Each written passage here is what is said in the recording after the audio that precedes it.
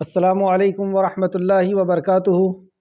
الحمد للہ ان الحمد للہ نحمدہ ونستعینہ ونستغفرہ ونعوذ باللہ من شرور انفسنا ومن سیئات اعمالنا من یہدہ اللہ فلا مضل لہ ومن یضلل اللہ فلا ہادی لہ واشہد ان لا الہ الا اللہ واشہد ان محمدا عبدہ ورسولہ۔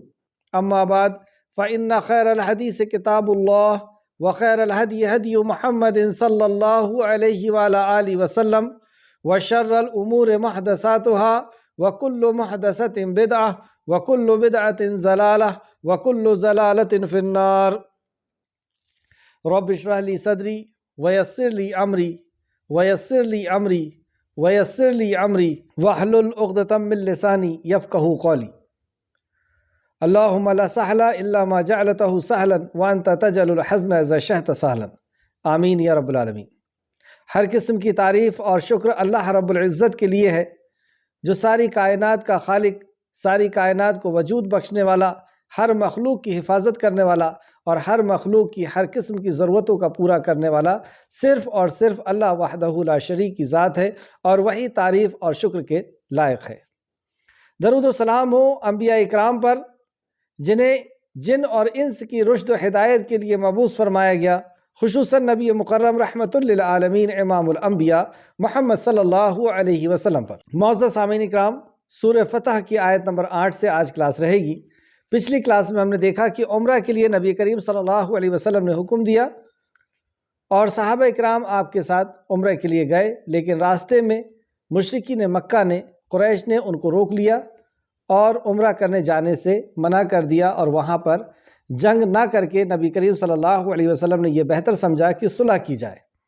تو آپ نے وہاں پہ صلح کی، اور صحابہ اکرام نے بیعت بھی کی، پہلے بیعت کی۔ جب یہ خبر مل گئی کہ عثمان غنی رضی اللہ عنہ کو شہید کر دیا گیا، تو صحابہ اکرام نے پہلے بیعت کی، اور جو بیعت رضوان تھی، یعنی بعض لوگوں نے موت پر بیعت کی، بعض لوگوں نے اس پر کہ اب ہم واپس نہیں لوٹیں گے، یعنی جنگ سے واپس نہیں لوٹیں گے، پیٹھ نہیں دکھائیں گے۔ جب یہ پتہ چلا کہ عثمان غنی حیات ہیں، تو وہ لوگ آ کر کے ان لوگوں نے سمجھوتے کی بات رکھی، اور نبی کریم صلی اللہ علیہ وسلم نے سمجھوتا کیا۔ اس کے بعد آیت نمبر 8 میں ہم دیکھتے ہیں، اعوذ باللہ من الشیطان الرجیم، انا ارسلناک شاہدا ومبشرا ونذیرا۔ انا ارسلناک شاہدا، اے نبی مکرم صلی اللہ علیہ وسلم، بے شک ہم نے آپ کو گواہی دینے والا اور بشارت دینے والا اور ڈرانے والا بنا کر کے بھیجا، یعنی مخلوق کے بارے میں گواہی دینے والا بنا کر کے بھیجا، وہ بشارت اور خوشخبری دینے والا بھیجا، یعنی مومنوں کو کہ ان کے لیے کیسے انعامات اس دنیا کی زندگی میں اور برزخی زندگی میں اور پھر آخرت میں ہیں، اور ڈرانے والا بنا کر کے بھیجا، یعنی نذیر بنا کر کے بھیجا۔ ڈرانے والا کن لوگوں کو؟ کافروں کو، مشرکوں کو اور منافقوں کو۔ تو گویا کہ کلام مقدس کے اندر، احادیث کے اندر ہم جو بھی بشارت کی باتیں سنتے ہیں، تو یہ مومنوں کے لیے، اور ہمیں چاہیے کہ ہم اپنی صفت کو، اپنے آپ کو بدل کر کے مومن بنائیں، اللہ سے دعا کریں اور کوشش کریں کہ ہم مومن ہوں۔ ورنہ قرآن کے اندر سے جتنی بھی وعیدیں ہم سنیں گے، جتنے بھی عذاب کی خبریں ہم سنیں گے، جتنے بھی اللہ رب العزت کی پکڑ کی خبریں ہم سنیں گے، وہ ساری کی ساری ہمارے لیے ہی ہو جائے گی۔ اللہ رب العزت ہم سب کو محفوظ رکھے منافقت سے اور شرک سے اور کفر سے۔ تو انا ارسلناک شاہدا ومبشرا ونذیرا، اے نبی بلا شبہ ہم نے آپ کو گواہی دینے والا، یعنی مخلوق کے بارے میں گواہی دینے والا، اور بشارت دینے والا، یعنی مومنوں کے لیے خوشخبری دینے والا، اور ڈرانے والا بنا کر کے بھیجا، یعنی کافر، منافق اور مشرکوں کو ان کے برے انجام سے، بری سزا سے ڈرانے والا بنا کر کے بھیجا۔ لِتُؤْمِنُونَ بِاللَّهِ وَرَسُولِهِ، تاکہ تم اللہ اور اس کے رسول پر ایمان لاؤ۔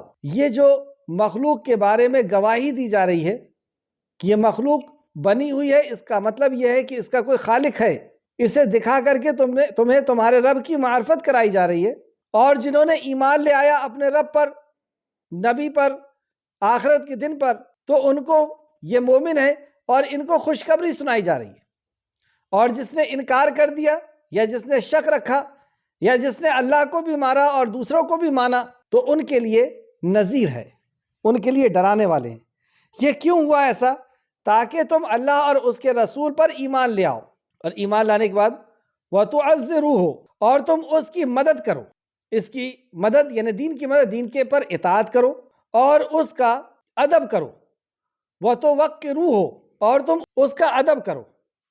تو ادب کے اندر دو بات شامل ہے، ادب کے اندر محبت اور اطاعت۔ جیسے ہم کسی کا ادب کرتے ہیں اور اس سے محبت نہ کریں تو یہ ادب نہیں ہوگا، ہم کسی کا ادب کرتے ہیں لیکن اس کی اطاعت نہ کریں تو یہ ادب نہیں ہوگا۔ تو وَتُوَقِّرُوهُ، محبت کریں، اور نبی کریم صلی اللہ علیہ وسلم کی محبت ہر چیز سے زیادہ ہمارے پاس ہونا چاہیے، تب ہم مومن کہلانے کے حقدار ہوں گے۔ جیسے عمر فاروق کی وہ مشہور حدیث کہ آپ نے فرمایا، عمر فاروق رضی اللہ عنہ نے، کہ اے اللہ کے نبی، میں آپ کو ہر چیز سے زیادہ محبت کرتا ہوں سوائے اپنی جان کے۔ آپ نے فرمایا کہ ابھی بات نہیں بنی، یعنی ابھی تم مومن نہیں ہوئے۔ تو عمر فاروق نے فوراً اپنے عقیدے کو بدلا، اپنی کیفیت کو بدلا، اور کہا کہ اب میں آپ کو اپنی جان سے بھی زیادہ محبت کرتا ہوں۔ نبی مکرم نے فرمایا اب بات بنی۔ تو محبت سب سے زیادہ رسول اللہ کی، اور اطاعت اگر نہیں ہوئی تو ہمارے تو عمل ہی قبول نہیں ہوں گے۔ جیسے پچھلی کلاسوں میں بات گئی، اطیعوا اللہ واطیعوا الرسول ولا تبطلوا اعمالکم، اللہ کی اطاعت کرو، اللہ کے نبی کی، اور اپنے عمل کو باطل مت کرو، عمل کو برباد مت کرو۔ اور ادب کیسا ہونا کہ نبی کی آواز سے اونچی آواز بھی اللہ رب العزت برداشت نہیں کرتا۔ ایک بار کچھ لوگ آئے اور نبی کی آواز سے اونچی آواز میں، مطلب جس ساؤنڈ سے نبی مکرم بات کر رہے تھے اس ساؤنڈ سے زیادہ ساؤنڈ میں بات کرنے لگے۔ اللہ رب العزت فوراً جبرائیل امین کو پہنچا دیا اور کہا کہ تم اس انداز میں بات کرتے ہو، تمہارے اعمال برباد ہو جائیں گے اور تمہیں پتہ بھی نہیں چلے گا۔ تو نبی کی آواز سے اونچی آواز اللہ رب العزت کی بارگاہ میں قبول نہیں، یا وہ عمل جس کے عمل کے اوپر نبی کی مہر نہ ہو، کیا اللہ رب العزت اس کو قبول کرے گا؟ تو یہاں پہ نبی مکرم کے حقوق کو بتائے گئے، وَتُوَقِّرُوهُ، اور تم اس کی مدد کرو اور اس کا ادب کرو، وَتُسَبِّحُوهُ بُكْرَةً وَأَصِيلًا، اور تم صبح اور شام اس اللہ کی پاکیزگی بیان کرو، یعنی اللہ رب العزت کی حمد اور ثنا، اس کی پاکیزگی بیان کرو۔ آیت نمبر 10، بلا شبہ جو لوگ آپ سے بیعت کرتے ہیں، یہی وہ بیعت رضوان جو پچھلی کلاس میں گیا، بلا شبہ جو لوگ آپ سے بیعت کرتے ہیں وہ تو بس اللہ سے بیعت کرتے ہیں۔ سبحان اللہ، کیونکہ نبی اپنے طرف سے کچھ نہیں کہتے، وہ تو وہی کہتے ہیں جو وحی الہی ہے۔ تو نبی مکرم کے اوپر جو بیعت کر رہے تھے وہ اصل میں اللہ کے اوپر بیعت کر رہے تھے، اور اللہ کا ہاتھ ان کے ہاتھوں کے اوپر تھا، یعنی نبی مکرم نے اپنا دست مبارک آگے بڑھایا اور دوسرا ہاتھ رکھا، کہا یہ عثمان کا ہے، اور پھر اس کے بعد صحابہ بیعت کرنے لگے۔ تو اللہ رب العزت فرماتا ہے کہ وہ اللہ سے بیعت کر رہے تھے اور وہ ہاتھ اللہ رب العزت کا ہاتھ تھا۔ جس طریقے سے سورہ نساء کی آیت نمبر 80 کے اندر اللہ رب العزت نے فرمایا، مَن یُطِعِ الرَّسُولَ فَقَدْ اطاع اللہ، جو شخص رسول کی فرما برداری کرتا ہے گویا کہ وہ اللہ کی فرما برداری کرتا ہے، اللہ کی اطاعت کرتا ہے، کیونکہ نبی اپنے طرف سے کچھ نہیں کہتے، وہ وہی کہتے ہیں جو وحی الہی ہوتی ہے، وحی یوحا۔ پھر جس نے عہد شکنی کی، یعنی جس نے عہد لے لیا اور پھر اس کے بعد وہ عہد کو توڑ دی، تو بس وہ اپنے ہی ذات کے خلاف عہد شکنی کرتا ہے، یعنی عہد کو توڑتا ہے۔ تو جس نے اللہ رب العزت سے کوئی عہد لیا ہے، یا نبی مکرم صلی اللہ علیہ وسلم سے جو عہد کیا ہے، اور اس نے اگر اس عہد کو توڑ دیا تو دین کا کوئی نقصان نہیں ہونا ہے۔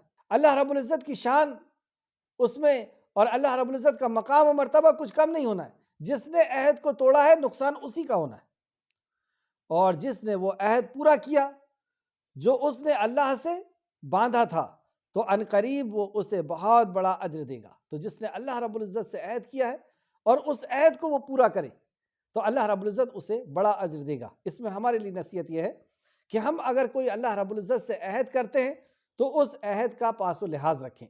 جیسے ہم نے عہد کیا، اشہد ان لا الہ الا اللہ و اشہد ان محمد رسول اللہ، کہ اللہ کے علاوہ کی عبادت کے لائق کوئی نہیں، لا الہ کوئی عبادت کے لائق الا اللہ مگر اللہ کے، اور محمد رسول اللہ اللہ کے بندے اور اس کے رسول ہیں۔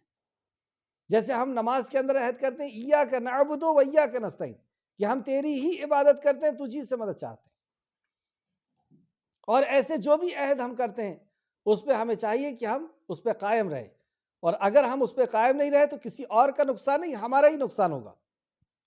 اور جو بھی عہد ہم پورا کرتے ہیں اگر اس کو پورا کریں تو اس کا اجر اللہ رب العزت کے پاس ہوگا۔ جن لوگوں نے عہد لیا تھا ان کے اجر کے تعلق سے امام احمد نے حضرت جابر رضی اللہ عنہ سے روایت کیا ہے کہ رسول اللہ صلی اللہ علیہ وسلم نے فرمایا، ان لوگوں میں سے کوئی بھی جہنم میں داخل نہیں ہوگا جنہوں نے درخت کے نیچے بیعت کی تھی، یعنی جو بیری کے درخت کے نیچے نبی کریم صلی اللہ علیہ وسلم سے جنہوں نے بیعت کی تھی، کچھ لوگوں نے موت پر بیعت کی تھی، کچھ لوگوں نے کہ واپس نہیں لوٹیں گے اس پر بیعت کی تھی، تو ان کے لیے خوشخبری سنائی گئی کہ یہ لوگ جہنم میں داخل نہیں ہوں گے، یعنی سارے کے سارے جنہوں نے بیعت کی تھی وہ جنت میں داخل ہوں گے۔ تو اور یہ سارے لوگ جو وہاں پہ گئے تھے سوائے ایک آدمی کے، جو یہ کہہ رہا تھا کہ میں اپنا گما ہوا سامان ڈھونڈ رہا ہوں، اور اس کو دیکھ کر کے نبی مکرم نے بشارت دے دی تھی کہ یہ منافق ہے، اور پھر آگے چل کر کے لوگوں نے دیکھا کہ وہ اسی طرح نکلا۔ تو یہ حدیث جس میں آپ صلی اللہ علیہ وسلم نے فرمایا ان لوگوں میں سے کوئی بھی جہنم میں داخل نہیں ہوگا جنہوں نے درخت کے نیچے بیعت کی تھی، تو جس نے نبی مکرم صلی اللہ علیہ وسلم کے اوپر بیعت کی تھی ان کو جنت کا پروانہ دیا گیا۔ مسند احمد جلد نمبر 3 صفحہ نمبر 350، ابو داؤد حدیث نمبر 4653، ترمذی 3860۔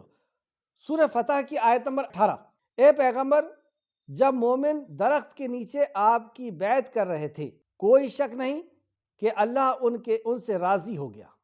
یہاں پہ دو بات قابل غور کہ اللہ رب العزت نے انہیں مومن کہا، یعنی مومن کا سرٹیفکیٹ، مومن کا کہ خوشخبری اللہ رب العزت کی طرف سے ان کو دے دی گئی۔ اے پیغمبر جب مومن درخت کے نیچے آپ سے بیعت کر رہے تھے کوئی شک نہیں کہ اللہ ان سے راضی ہو گیا۔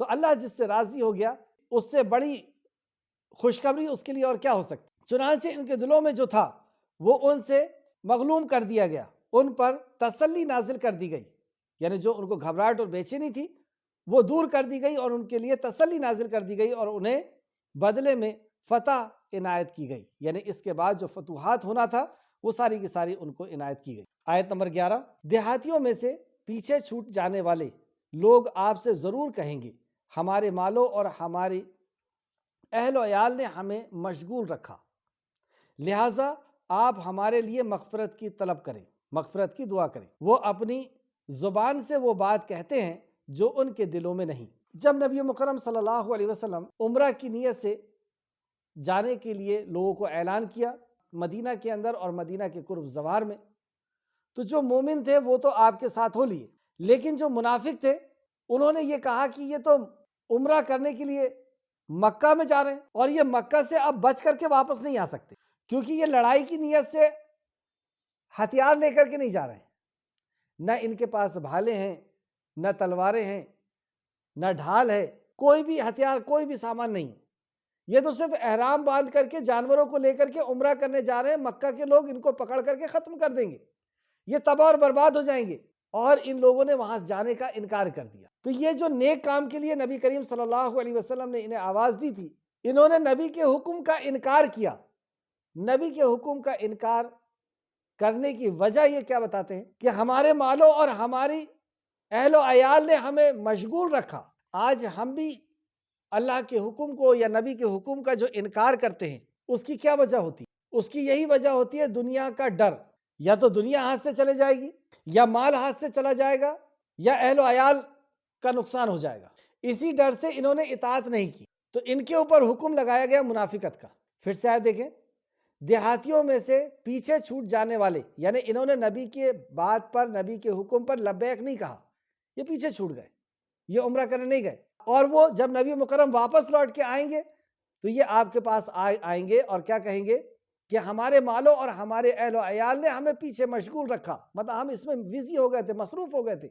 آج ہمیں بھی کوئی دین کے کام کرنے کا کہتا ہے، دین کی بات لوگوں تک پہنچانے کا کہتا ہے، دیکھ رہے ہیں ہم کہ ہمارے رشتہ دار یا ہمارے ملک کے لوگ یا ہمارے شہر کے لوگ شرک کر رہے ہیں، اللہ رب العزت کے غصے کو دعوت دے رہے ہیں، اللہ کے غضب کو دعوت دے رہے ہیں، بدعات کر رہے ہیں، دین سے دور ہیں، اور ہم سے کوئی اگر کہا جائے کہ چلیے یہ دین کا کام ہم کریں، یہ ہمارے اوپر فرض ہے، فرض عین ہے، تو ہمارا بھی تو طرز عمل یہی ہوتا ہے۔ عمرہ تو ایک حکم تھا، اللہ کے نبی کا نفل عبادت تھی، لیکن یہاں پہ دین ہماری گھر کی چوکھٹ میں آ کر کے دم توڑ رہا ہے، اور اس کے باوجود جس دین کو نبی مکرم صلی اللہ علیہ وسلم نے اپنے خون سے سینچا، صحابہ اکرام نے اپنی گردنوں کو گاجر اور مولی کی طرح کٹوا دی، جس دین کو یہاں تک اس قربانیوں کے ساتھ پہنچایا گیا، وہ دین ہمارے سامنے ختم ہو رہا ہے، اور اس کی وجہ ہم کیا بتاتے ہیں؟ یہی 3 وجہ ہوتی ہے، ہلاک ہو جائیں گے، حالات ابھی ٹھیک نہیں چل رہے ہیں، دوسرا کہ ہم ابھی بزی ہیں بہت زیادہ، ہمارا کاروبار اتنا پھیلا ہوا ہے، ہم جا ہی نہیں سکتے، کیسے جائیں گے؟ اہل و عیال کو کیسے چھوڑیں؟ کس کے بھروسے پر چھوڑیں؟ تو یہی سب انہوں نے کہا تھا. تو لہٰذا آپ ہمارے لیے مغفرت کی دعا کریں. اب کو کام کچھ نہیں کیے اور کہہ رہے ہیں کہ ہمارے لیے مغفرت کی دعا کر دیجئے، اور اپنی زبانوں سے وہ بات کہتے ہیں جو ان کے دلوں میں نہیں. تو اللہ رب العزت تو دل کی نیت کو جانتا ہے کہ تمہیں مال و دولت نے روک دیا تھا یا اہل و عیال نے روک دیا تھا، یا تم موت کے ڈر سے وہاں نہیں گئے تھے. اللہ تو بہتر جانتا تھا. تو اے نبی کریم صلی اللہ علیہ وسلم آپ کہہ دیجئے، پھر کون تمہارے لیے اللہ سے کسی شے کا اختیار رکھتا ہے؟ اگر وہ تمہیں کوئی نقصان پہنچانا چاہے یا کوئی نفع دینا چاہے، کون تمہیں بچا سکتا ہے؟ تم موت کے ڈر سے جو نہیں گئے تھے وہاں، تو اللہ رب العزت کے علاوہ تمہاری جو تدبیر ہے، تمہاری جو سوچ ہے، تمہارا جو قیاس ہے کہ ہم وہاں نہیں جائیں گے تو بچ جائیں گے، تو تم اپنی سوچ کی بنیاد پہ بچ جاؤ گے یا بچانے والی ذات اللہ کی ہے؟ اگر وہ تمہیں کسی شے کا فیصلہ کر لے، یعنی کسی نقصان کا فیصلہ کر لے یا کسی بھلائی کا فیصلہ کر لے، تو وہ کون ہے جو اس کو روک دے گا؟ اللہ کے فرماتا ہے کوئی بھی نہیں، بلکہ اللہ اس سے خوب باخبر ہے جو تم عمل کر رہے ہو. اللہ بہتر جانتا ہے تمہاری نیتوں کو، تمہارے اعمال کو اور تمہارے اس عذر کو. اللہ رب العزت بہتر جاننے والا ہے. ہم سب کے سارے اعمال کو اللہ رب العزت بہتر جانتا ہے. آیت نمبر 12، بلکہ تم نے گمان کیا تھا. اب اللہ بتا رہا ہے کہ تمہاری نیت کیا تھی، کیوں نہیں گئے تھے. بلکہ تم نے گمان کیا تھا کہ رسول اور مومنین اپنے اہل و عیال کی طرف ہرگز نہیں لوٹائے جائیں گے. تم نے تو یہ خیال کیا تھا کہ یہ نہتے جا رہے ہیں احرام باندھ کر کے، جانوروں کو لے کر کے، اور مکہ کے لوگ ان کو سمیٹ کر کے وہاں ختم کر دیں گے، اور یہ اب لوٹ کر کے واپس نہیں آئیں گے. یہ تمہارا گمان تھا. تم نے یہ سمجھا ہے کہ اللہ رب العزت کے نور کو یہ اپنی پھونک سے بجھا لیں گے. کیا اللہ رب العزت اپنے بندوں کے لیے کافی نہیں؟ کیا اللہ نے نہیں فرمایا ان تنصروا اللہ ینصرکم ویثبت اقدامکم، تم میرے دین کی مدد کرو میں تمہاری مدد کروں گا؟ کیا سمجھ لیا تم نے کہ عمرہ میں جا رہے ہیں اور ختم کر لیے جائیں گے؟ تو اللہ نے فرمایا بلکہ تم نے گمان کیا تھا کہ رسول اور مومنین اپنے اہل و عیال کی طرف ہرگز نہیں لوٹائے جائیں گے، اور یہ بات تمہارے دلوں میں پرکشش بنا دی گئی تھی. تو شیطان ایسا ان کے دلوں کے اندر اس بات کو پرکشش بنا دیتا ہے، اس بات کو اچھی بنا دیتا ہے. اور تم نے برا گمان کیا تھا، جو تم نے یہ سوچا تھا کہ اللہ رب العزت اپنے بندوں کی مدد نہیں کرے گا یا دین کی مدد نہیں کرے گا اور یہ اپنے نبی کی مدد نہیں کرے گا. یہ گمان تمہارا برا تھا اور تم لوگ تھے ہی ہلاک ہو جانے والے. اب اس کی سزا کیا ہے؟ اللہ کے نبی کے حکم کا انکار کیا تو اللہ رب العزت نے ان منافقوں کو سزا بتائی کہ تم ہی ہو اصل میں ہلاک ہونے والے. وہ وہاں جا کر کے ہلاک نہیں ہوئے، لیکن تم ضرور ہلاک ہونے والے ہو. تم نے نبی کی نافرمانی کی اور یہی ہوا کہ وہاں سے وہ صحیح سلامت معاہدہ کر کے واپس آ گئے، اور آگے چل کر کے یہ ہلاک ہونے والے ہوں گے. لیکن آگے اللہ فرماتا ہے اور جو شخص اللہ اور اس کے رسول پر ایمان نہیں لایا تو بلا شبہ ہم نے ایسے کافروں کے لیے خوب بھڑکتی ہوئی آگ تیار کر رکھی ہے. ایک طرف اللہ رب العزت آگ کی وعید دے رہا ہے اور دوسرے طرف دعوت دے رہا ہے. کیا فرماتا ہے؟ اور جو شخص اللہ اور اس کے رسول پر ایمان نہیں لائے، یعنی ابھی بھی ایمان لے آؤ، اور اگر ایمان نہیں لائے تو اللہ رب العزت نے تمہارے لیے بھڑکتی ہوئی آگ کو تیار کر رکھا ہے. وَلِلَّهِ مُلْكُ السَّمَاوَاتِ وَالْأَرْضِ، اور آسمانوں اور زمین کی بادشاہی اسی کے لیے ہے. يَغْفِرُ لِمَن يَشَاءُ، اور وہ جسے چاہتا ہے اس کی مغفرت کرتا ہے. یہاں پر بھی اللہ نے فرمایا، ایک جگہ تو فرما دیا کہ ٹھیک ہے جس نے منافقت کیا اور جس نے انکار کیا اور ایمان نہیں لایا اس کے لیے بھڑکتی آگ ہے، لیکن اللہ رب العزت پھر اپنے رحمت کا نظارہ دکھا رہا ہے. اور بلا شبہ آسمان اور زمین کی بادشاہت اللہ رب العزت کے اختیار میں، اور وہ جسے چاہے مغفرت کرتا ہے اور جسے چاہے عذاب دیتا ہے. یعنی ابھی بھی تم توبہ کر لو، ابھی بھی تمہارے لیے توبہ کا دروازہ کھلا ہوا ہے، اور ورنہ اللہ رب العزت جسے چاہے گا اسے عذاب دے گا. وَكَانَ اللَّهُ غَفُورًا رَحِيمًا، اور بلا شبہ اور اللہ بڑا بخشنے والا اور نہایت رحم کرنے والا ہے. ابھی بھی اس کی طرف بخشش کے لیے آ جاؤ، وہ بڑا وَكَانَ اللَّهُ، وہ غفور ہے اور رحیم ہے، غفور اور رحیم. آیت نمبر 15، ان قریب جب تم مال غنیمت حاصل کرنے کے لیے چلو گے، یعنی خیبر کی طرف اشارہ ہے کہ جب تم خیبر میں جنگ کے لیے جاؤ گے تو خیبر کے تعلق سے اللہ رب العزت نے پہلے سے ہی بشارت دے دی تھی کہ تم اس کو فتح کرنے والے ہو اور وہاں سے مال غنیمت ملنے والا ہے، لیکن وہاں پر اس جنگ کے اندر تم انہیں نہیں لے کے جاؤ گے جو ابھی عمرہ کرنے نہیں آئے تھے۔ آیت کو سماعت کریں، آیت نمبر 15، ان قریب جب تم مال غنیمت حاصل کرنے کے لیے خیبر کو چلو گے تو پیچھے چھوٹے رہ جانے والے لوگ کہیں گے۔ اب یہ جو پیچھے رہ گئے ہیں منافقین، جنہوں نے نبی کی اطاعت نہیں کیے ہیں، وہ کہیں گے ہمیں بھی چھوٹے، یعنی اجازت دیے جانے میں رکھ لیجیے، مطلب ہمیں بھی پیچھے پیچھے رکھ لیجیے، جن کو اجازت دی جائے ہمیں بھی اجازت دے دے کہ ہم بھی خیبر کے جنگ میں چلیں۔ وہ چاہتے ہیں کہ اللہ کا کلام بدل دیں، کہہ دیجئے تم ہرگز ہمارے پیچھے چلنے والے نہیں، اللہ نے پہلے ہی سے فرما دیا ہے۔ تو جب یہ جو لوگ عمرہ کے لیے نہیں گئے تھے، اس ڈر سے کہ انہیں مکہ والے ختم کر دیں گے، نبی کی اطاعت اور فرمانبرداری انہوں نے نہیں کی تھی، اب یہ خیبر کی جنگ میں جب جانے کی بات ہوگی تو یہ فوراً جنگ میں جانے کے لیے تیار ہو جائیں گے، لیکن پہلے ہی ان کو بتا دیا گیا ہے، بشارت دے دی گئی تھی کہ آپ جنگ جیتنے والے ہیں اور وہاں سے مال غنیمت ملنے والا ہے، لہٰذا یہ لوگ آپ کے پاس جب آئیں گے تو آپ انہیں منع کر دینا کہ آپ جنگ میں نہیں جا سکتے۔ کیوں نہیں؟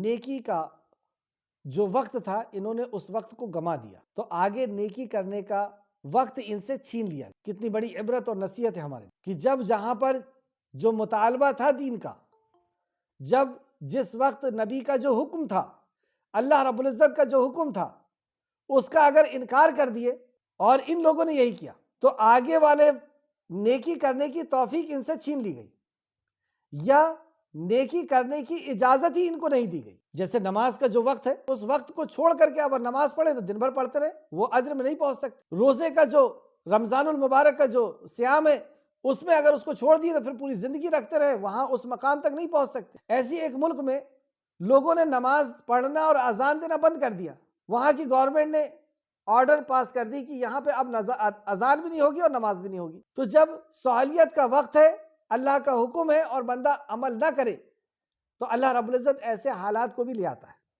جیسے ان کے اوپر ہوا کہ جب نبی کا حکم تھا اس وقت انہوں نے اطاعت نہیں کی، اب جنگ کے لیے اطاعت کے لیے آ رہے ہیں لیکن اللہ کی طرف سے حکم ہو گیا کہ ان کو نہیں لے جائے۔ تو اس سے دو نصیحتیں ملی کہ گناہ کی وجہ سے توفیق روک لی گئی، یا وہ توفیق یا وہ جانے کی اجازت مانگ رہے تھے لیکن اجازت نہیں دی گئی۔ گناہ ہے نا اطاعت نہ کرنا، ہم بھی جب اطاعت نہیں کریں گے تو ہم سے بھی توفیق چھینے گی۔ دوسرا، ان کی نیت ٹھیک نہیں تھی، یہ جنگ میں جا رہے تھے لیکن نیت ان کی کیا تھی کہ مال غنیمت ہم لے کر کے آئیں گے، کیونکہ جنگ تو جیتنا ہی ہے اور پیچھے پیچھے ہم چلیں گے، مال غنیمت ہم لوٹیں گے۔ ہماری کیا نیت ہوتی ہے دین کے کام کرنے میں کہ میری تعریف ہوگی، مجھے کچھ مل جائے گا، کچھ شہرت ہو جائے گی، کچھ دولت ہو جائے گی۔ تو اس وجہ سے اللہ رب العزت نے ان سے اور بھی یہ چیز روک لی جو آگے اللہ رب العزت فرماتا ہے۔ آیت کو پھر سے دیکھیں، ان قریب جب تم مال غنیمت حاصل کرنے کے لیے خیبر کو چلو گے تو پیچھے چھوٹ جانے والے لوگ کہیں گے کہ ہمیں بھی پیچھے رکھ لیجئے۔ وہ چاہتے ہیں کہ اللہ کا کلام بدل دے، کیونکہ اللہ نے تو منع کیا تھا کہ ان کو نہیں لے کر کے جانا، تو یہ چاہتے ہیں کہ اللہ کا کلام بدل دے، اگر یہ چلے جائیں گے تو اللہ کا کلام بدل جائے گا۔ کہہ دیجئے تم ہرگز ہمارے پیچھے نہیں چلو گی، اللہ نے پہلے ہی سے فرما دیا ہے، یعنی پہلے سے ہی آرڈر ہو چکا ہے، حکم ہو گیا ہے کہ آپ کو نہیں لے کے جانا ہے۔ پھر وہ یقیناً کہیں گے نہیں بلکہ تم ہم سے حسد کرتے ہو۔ اب وہ اپنی غلطی نہیں دیکھ رہے کہ ہم نے پچھلے بار اطاعت نہیں کی تھی نبی مکرم صلی اللہ علیہ وسلم کے لیے، اس لیے ہمیں روکا گیا ہے، یا ہماری نیت ٹھیک نہیں ہے اس لیے ہمیں روکا گیا ہے، بلکہ وہ آپ کے اوپر بات ڈالیں گے کہ یہ لوگ ہم سے حسد کر رہے ہیں اس لیے ہم کو نہیں جانے دے رہے۔ اور یہ ایسا کیوں کہیں گے؟ ایسا نہیں، بلکہ وہ لوگ کم سمجھ رکھتے ہیں۔ تو منافق کی ایک صفت یہاں پہ بتائی گئی کہ ان کے اندر سمجھ کم ہوتی ہے، ان کے اندر فقہ کم ہوتی ہے، ان کے اندر دین کی سمجھ اور گہرائی کم ہوتی ہے، کہ انہیں توفیق کیوں چھین دی گئی انہیں نہیں سمجھ میں آ رہا۔ اللہ رب العزت ایسے منافقت سے ہم سب کو محفوظ رکھے، اور پہلی بار جو اللہ رب العزت کا مطالبہ ہے، نبی مکرم کا حکم ہے، اسی وقت اس عمل کو کرنے کی اے اللہ ہم سب کو تو توفیق و رفیق عطا فرما، اور تیری نافرمانی سے، تیرے نبی کی نافرمانی سے ہم سب کو محفوظ رکھ، آمین یا رب العالمین۔ آیت نمبر 16، آپ ان سے پیچھے چھوٹے جانے والے دیہاتیوں سے کہہ دیجئے ان قریب تم ایک سخت جنگو قوم کے طرف بلائے جاؤ گے۔ اب ان کو ایک آفر بھی دیا جا رہا ہے کہ اس کے بعد ایک جنگ ہونے والی ہے جو بہت بڑے جنگجو لوگوں سے تمہاری جنگ ہونے والی ہے، ان کی طرف تم کو بلایا جائے گا۔ تو اس تعلق سے کئی رائے ہیں کہ یہ کون سی جنگ تھی، کس کے طرف بلایا گیا تھا۔ کچھ لوگوں کی رائے ہے کہ یہ شقیف کے لوگ تھے، کچھ لوگوں کی رائے ہے کہ یہ بنو حنیف کے لوگ تھے، کچھ لوگ کی رائے ہے کہ وہ رومی لوگ تھے اور ایرانی اور رومی تھے، اور کچھ کی رائے ہے کہ مسلمہ قذاب کے یہ لوگ تھے۔ بہرحال یہاں پہ یہ بتایا گیا کہ ایک جنگجو قوم آئے گی جن کے طرف تم کو بلایا جائے گا، تم ان سے لڑو گے یا وہ مسلمان ہو جائیں گے، مطلب تم یہاں تک کہ ان سے لڑتے رہو گے اور ایک وقت آئے گا کہ وہ مسلمان ہو جائیں گے یا لڑتے رہو گے، پھر اگر تم اطاعت کرو گے تو اللہ تمہیں نیک اجر دے گا۔ اس وقت اب تم کو ایک موقع دیا جا رہا ہے، اگر تم اطاعت کرو گے تو تمہیں نیک اجر دیا جائے گا، اور اگر تم پھر گئے جیسا کہ اس سے پہلے تم پھر گئے تھے تو وہ تمہیں نہایت دردناک عذاب دے گا۔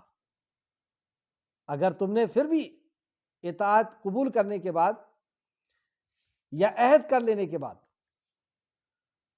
اگر تم پھر گئے تو تمہیں دردناک عذاب دیا جائے گا، اور یہی عہد کرتے ہیں ہم لوگ کہ اشہد ان لا الہ واشہد ان محمدن عبدہ و رسولہ، کہ محمد صلی اللہ علیہ وسلم اللہ کے بندے اور اس کے رسول ہیں، یعنی ہم نے عہد کیا ہے کہ ہم ان کی اطاعت و فرمانبرداری کریں گے، ہمارا زندگی جینے کا طریقہ ویسا ہوگا جیسا نبی مکرم صلی اللہ علیہ وسلم نے بتایا ہے۔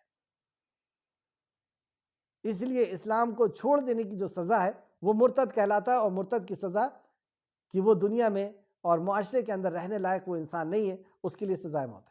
تو یہاں پر بتایا گیا کہ اس کے لیے دردناک عذاب دیا جائے گا، مطلب دنیا میں بھی اور آخرت میں بھی وہ دردناک عذاب کو مستحق ہوگا۔ جہاد سے پیچھے رہ جانے والے، اچھا کون لوگ پیچھے رہ سکتے ہیں؟ جیسے انہوں نے عذر پیش کیا تھا کہ ہمارے مالوں نے اور ہمارے گھرانے نے ہمیں پیچھے چھوڑ دیا تھا، تو پیچھے رہنے والے کون لوگ مستحق ہیں، کون لوگ جہاد میں نہیں جائیں گے؟ تو جہاد سے پیچھے رہنے والے، اندھے پر کوئی گناہ نہیں، یعنی اگر کوئی اندھا ہے اور نبی مکرم نے حکم دیا ہے جہاد میں جانے کا اور وہ نہیں جاتا ہے تو اس کا عذر یہ قبول کیا جائے، اور نہ لنگڑے پر کوئی گناہ ہے، اور کوئی لنگڑا ہے تو وہ بھی نہیں جائے گا، اور نہ مریض پر کوئی گناہ ہے، یعنی اس وقت اگر کوئی مریض ہے اور وہ اگر نہیں جاتا ہے تو اس کے لیے بھی کوئی گناہ نہیں۔ اور جو شخص اللہ اور اس کے رسول کی اطاعت کرے، اللہ اسے ایسے باغات میں داخل کرے گا جن کے نیچے نہریں بہتی ہوں گی۔ جو اللہ اور اس کے رسول کی اطاعت کرے گا اس کے لیے جنت کا وعدہ۔ اور جو شخص حق سے پھر گیا تو وہ اسے نہایت دردناک عذاب دے گا، اور جو شخص حق سے پھر گیا یعنی اللہ کے کلام اور نبی کے فرمان سے پھر گیا اسے اللہ رب العزت دردناک عذاب دے گا۔ اللہ رب العزت سے دعا ہے کہ اللہ رب العزت ہمیں تو مطیع اور فرما بردار بنائے رکھ، آمین یا رب العالمین۔ آج کی کلاس کا خلاصہ اور پچھلی کلاس کا بھی، رکوع نمبر 9 اور 10، آیت نمبر 10، مقصد زندگی اللہ تعالیٰ سے کیے ہوئے عہد کو پورا کرنا۔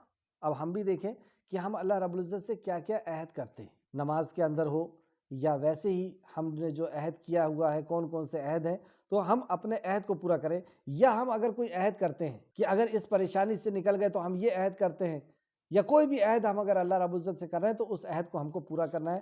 آیت نمبر 10 کی روشنی میں، آیت نمبر 17 کی روشنی میں مقصد زندگی اللہ تعالیٰ اور اس کے رسول کی اطاعت و فرمانبرداری کرنا۔ اللہ ہمارا رب ہے، اس تعلق سے آیت نمبر 1، اللہ تعالیٰ کھلی فتح عطا کرنے والا ہے، اللہ رب العزت ہی کھلی فتح عطا کرنے والا ہے۔ دوسرا، اللہ تعالیٰ اگلے پچھلے ہر کوتاہیوں سے معاف کرنے والا ہے، آیت نمبر 2 کی روشنی میں۔ تیسرا، اللہ تعالیٰ ہی سیدھا راستہ دکھانے والا ہے، صراط مستقیم اللہ رب العزت ہی دکھانے والا ہے، آیت نمبر 3 کی روشنی میں۔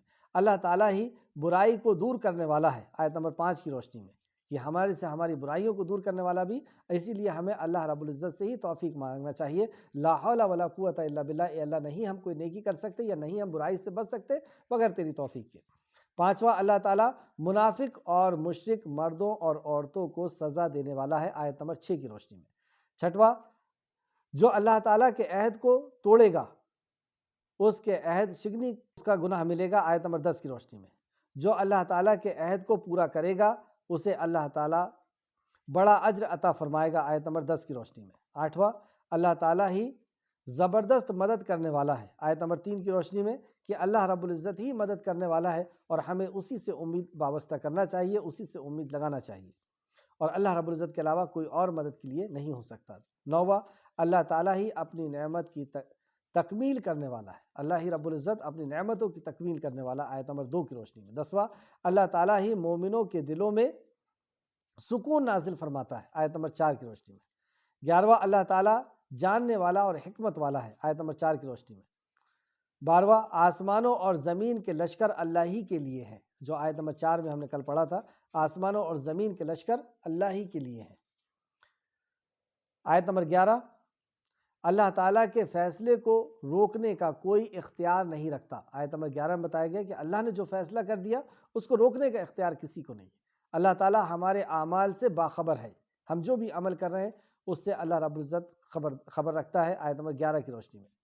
اللہ تعالیٰ کے لیے آسمانوں اور زمین کی بادشاہی ہے، اصل حکومت اسی کی ہے، آیت نمبر 14 کی روشنی میں۔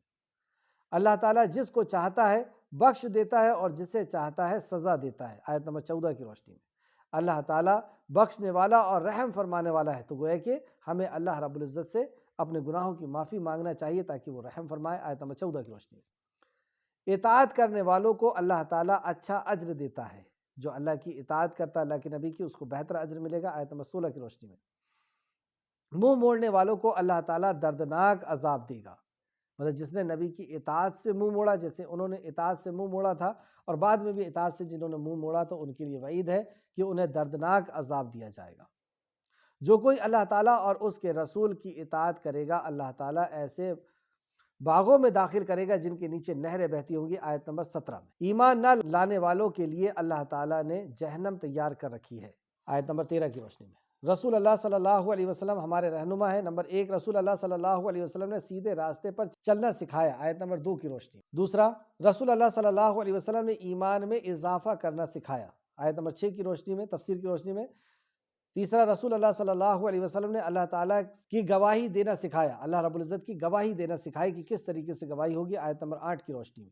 رسول اللہ صلی اللہ علیہ وسلم نے برے انجام سے ڈرا دیا، آیت نمبر 16 اور 17 کی روشنی میں۔ رسول اللہ صلی اللہ علیہ وسلم نے اللہ تعالیٰ اور اس کے رسول کی اطاعت سکھائی۔ انجام، منافق، مشرکوں اور اللہ تعالیٰ کے ساتھ برا گمان رکھنے والوں پر اللہ تعالیٰ ان پر غضبناک ہوا، اس نے ان پر لعنت کی اور ان کے لیے جہنم تیار کر دی، آیت نمبر 6 کی روشنی میں، اور وہ بہت ہی برا ٹھکانہ ہے، جہنم جو ہے بہت ہی برا ٹھکانہ ہے، آیت نمبر 6 کی روشنی۔ انجام کے تعلق سے رکوع نمبر 10 میں، جو اللہ تعالیٰ اور اس کے رسول کی اطاعت کرے گا اللہ تعالیٰ انہیں ایسے باغات میں داخل کرے گا جن کے نیچے نہریں بہتی ہوں گی، آیت نمبر 16 اور 17 کی روشنی میں۔ کامیاب لوگوں کے رویے، نمبر 1، جو لوگ کامیاب ہوں گے وہ کون لوگ ہوں گے؟ اللہ رب العزت ایسے کامیاب لوگوں میں ہمارا بھی شمار فرما دے۔ سیدھے راستے پر چلنا، آیت نمبر 2 کی روشنی میں، سیدھے راستے پہ، صراط مستقیم پہ جو چلے گا، یعنی قرآن و حدیث پہ جو چلے گا۔ ایمان میں اضافہ کرنا، جو اپنے ایمان کی خبر رکھے گا اور اس میں اضافے کے بارے میں سوچے گا کہ میں پچھلے رمضان تک اتنے نیک عمل کرتا تھا اور اس رمضان کے بعد میرے کتنے نیک عمل ہوئے، ہر سال کا وہ جائزہ لیتا ہے، تو ایمان میں اضافہ کرنا، آیت نمبر 4 کی روشنی میں۔ تیسرا، اللہ تعالیٰ کی گواہی دینا، آیت نمبر 8 کی روشنی میں، یعنی اللہ کی وحدانیت کی گواہی دینا۔ بشارت دینا، یعنی خوشخبریاں سنانا لوگوں کو ان کے نیک عمل کی بنیاد پر، آیت نمبر 8 کی روشنی میں۔ برے انجام سے ڈرانا، یعنی جو غلط کام کر رہے ہیں، جو شرک اور بدعت اور اللہ کی نافرمانی میں ڈوبے ہوئے ہیں، ان کو ان کے بارے میں سمجھانا، یہ اچھے لوگوں کی صفت ہے، آیت نمبر 8 کی روشنی سے۔ چھٹواں، اللہ تعالیٰ اور اس کے رسول پر ایمان لانا، آیت نمبر 9 کی روشنی میں۔ تسبیح کرنا، صبح اور شام تسبیح کرنا، آیت نمبر 9 کی روشنی میں۔ عہد پورا کرنا، جو ہم اللہ رب العزت سے عہد کریں اس عہد کو پورا کریں، آیت نمبر 10 کی روشنی میں۔ آیت نمبر 17 میں، اللہ تعالیٰ کی اطاعت کرنا، اللہ کی اطاعت کرنا۔ ناکام لوگوں کے رویے، نفاق، منافقت رکھنا، شرک کرنا، آیت نمبر 6 کی روشنی میں، یہ دونوں چیز۔ اللہ تعالیٰ سے برا گمان رکھنا، آیت نمبر 6 کی روشنی میں، اللہ تعالیٰ سے برا گمان رکھنا۔ عہد کو توڑنا، آیت نمبر 10 کی روشنی۔ زبان سے وہ بات کرنا جو دل میں نہ ہو، جو منافقین کر رہے تھے کہ ہمیں تو اس چیز نے روک لیا، لیکن اصل میں وہ موت کے ڈر کی وجہ سے رکے ہوئے تھے، تو زبان سے وہ بات کہنا جو دل میں نہ ہو، یہ ناکام لوگوں کے رویے ہیں جو اللہ رب العزت کی بارگاہ میں ناکام ہوتے ہیں، آیت نمبر 11 کی روشنی میں۔